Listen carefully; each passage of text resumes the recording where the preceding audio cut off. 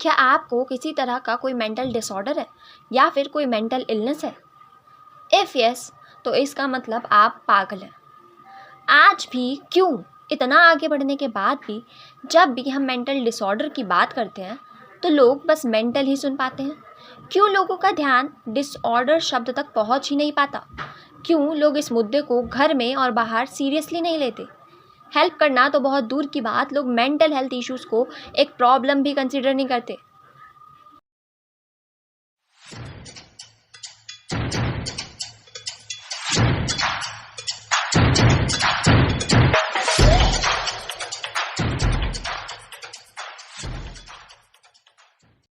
हमारे देश में 197 मिलियन लोग हैं जो अलग अलग तरह के mental disorders like depression, anxiety, panic attacks, bipolar, OCD, ADHD, PTSD, DBDD, neuro developmental issues जैसी चीज़ों से गुजर रहे हैं। और ये लिस्ट अभी यहीं ख़त्म नहीं होती, ये लिस्ट अभी और भी लंबी है। 197 मिलियन लोग, यानी कि पॉपुलेशन का 14.3% हिस्सा मेंटली हेल्दी ही नहीं है।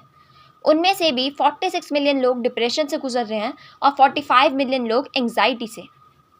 क्या आप जानते हैं मेंटल इलनेस क्योरेबल है, पर ठीक तो कोई तब होगा ना जब वो एक्सेप्ट करेगा, जब वो मानेगा कि वो बीमार है। इंडिया में आज भी मेंटल इलनेस को पागलपन से जोड़ा जाता है और इसीलिए कोई इस बारे में बात ही नहीं करना चाहता। जब हमारा हाथ कट जाता है, जब हम गिर जाते हैं या जब हमारा कोई एक्सीडेंट हो जाता है तो हम तुरंत डॉक्टर के पास जाते हैं। क्यों? क्योंकि वो प्रॉब्लम विजिबल है। पर ऐसी कई चीज़ें हैं जो हम देख नहीं पा रहे, पर वो भी इक्वली इम्पॉर्टेंट है। द्वापर में अर्जुन को भी मेंटल हेल्थ इश्यूज थे। द्वापर में अर्जुन भी एंग्जाइटी से, डिप्रेशन से ग्रसित था। फिर भी कृष्ण जी ने बजाय उसको पागल कहने के उसके मन का समाधान किया। उसकी प्रॉब्लम को इग्नोर करने की जगह उसकी प्रॉब्लम का सॉल्यूशन निकाला। और वहीं से आई हमारी Shrimad Bhagavad Gita, which was the first book of psychology. ना जाने कितने वेद और कितने पुराण मन के रोग की बात करते हैं। जब इतने टाइम पहले मेंटल इलनेस को इतना सीरियसली लिया जाता था, तो आज क्यों इन टॉपिक्स को वहम और इल्यूजन बोलकर इग्नोर कर दिया जाता है? 3 years बैक मेरी यूट्यूब पर पहली वीडियो आई थी, विच वॉज ऑन डिप्रेशन। उस टाइम मेरे लाइफ के एक्सपीरियंसेस और मेरी ज़िंदगी को लेकर समझ शायद बहुत ही ज़्यादा कम थी। इसीलिए मैंने खुद भी अपनी वीडियो को शुरू करते ही डिप्रेशन को इल्यूजन बोला था। पर आज सालों बाद अगर कोई मुझसे सेम क्वेश्चन पूछे तो I will say depression reality है। एक डार्क रियलिटी, डार्क फेस, जहाँ लोगों से घिरा होने के बाद भी इंसान अकेला होता है। डिप्रेशन के रीज़न बहुत सारे हो सकते हैं, कभी कंसेक्यूटिव फेलियर्स तो कभी सेल्फ डाउट, कभी किसी अपने को खोना तो कभी किसी अपने का हमारा दिल तोड़ना। कई बार डिप्रेशन का कोई रीज़न नहीं भी होता। कई बार लो कॉन्फिडेंस, सेल्फ वर्थ को खोना भी हमारे डिप्रेशन का रीज़न बन सकता है। लेकिन रीज़न कितना भी स्ट्रॉन्ग क्यों ना हो, आपको तोड़ नहीं सकता। और इसीलिए आज की इस वीडियो में मैं अपने एक्सपीरियंस के बेसिस पे, अपनी समझ के बेसिस पे और अपने थोड़ी बहुत ऑब्जर्वेशन के बेसिस पे आपको इस अवसाद से बाहर लाने में मदद करूंगी। पर उससे पहले आपको मुझसे एक प्रॉमिस करना पड़ेगा कि आप मेरी बातों को बस सुनकर भूलोगे नहीं, बल्कि अगले 1 महीने तक आप हर चीज़ मेरी बातों को ध्यान में रख के करोगे और आप इस वीडियो को हर उस इंसान तक पहुंचाओगे जो अवसाद से घिरा हुआ है, जो डिप्रेशन और एंग्जाइटी जैसी प्रॉब्लम से सफ़र कर रहा है। चलिए फिर शुरू करते हैं। हमारा स्टेप 1 होगा एक्सेप्टेंस का। सबसे पहले आपको ये मानना होगा कि आप ठीक नहीं हैं। Except that you are not okay and it is okay to be not okay. हर टाइम हमारा हर दिन सेम नहीं होता, हमारा हर फेज सेम नहीं होता, इसीलिए आप एक्सेप्ट करो कि आप ठीक नहीं हो। स्टेप 2 होगा लुक फॉर पॉजिटिविटी। इवन आपके डार्क फेज में भी एक चीज़ बहुत अच्छी है। हमारे बुरे फेज़ में अक्सर हम आउटर वर्ल्ड से कट ऑफ कर लेते हैं, जिसका रिजल्ट होता है कि हम मैक्सिमम टाइम अपने साथ बिताते हैं। नॉर्मल लाइफ में लोग भाग दौड़ में इतने बिजी होते हैं कि खुद से बात करने का वक्त ही नहीं निकाल पाते। लेकिन इन आर डार्क फेज हम लोगों से भले ही फॉर अ वाइल दूर हो जाए, पर खुद के बहुत करीब आ जाते हैं। अब ये आपके ऊपर है, या तो आप इस टाइम में दूसरों की गलतियों को सोचो, दूसरों के ऊपर ब्लेम गेम खेलो और नेगेटिविटी से खुद को सराउंड कर लो, या तो इस टाइम में आप सेल्फ रियलाइजेशन करो, अपनी कमियों को जानो, सेल्फ डाउट पर काम करो और सेल्फ वर्थ को पहचानो। नॉइज़ की जगह खुद की आवाज़ सुनो और खुद को बेचारा मानना बंद कर दो। दूसरों ने चाहे जो भी किया हो, पर आपने अपने साथ जो गलत करा है आप उस पर काम करो। स्टेप 3 होगा end of fear. For me fear stands for false evidence appearing real. ये फियर ही है जो हमारे कॉन्फिडेंस का कूड़ा कर देता है। We always suffer more in imagination than in reality.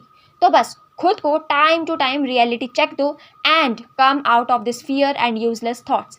अगर कोई नेगेटिव थॉट या कोई पुरानी सोच, कोई पुराना ख्याल आपको सता भी रहा है, तो फॉर अ वाइल अपने फेवरेट डीटी को याद करो और उनका कोई भी मंत्र अगले 3-4 मिनट के लिए चैंट करते रहो।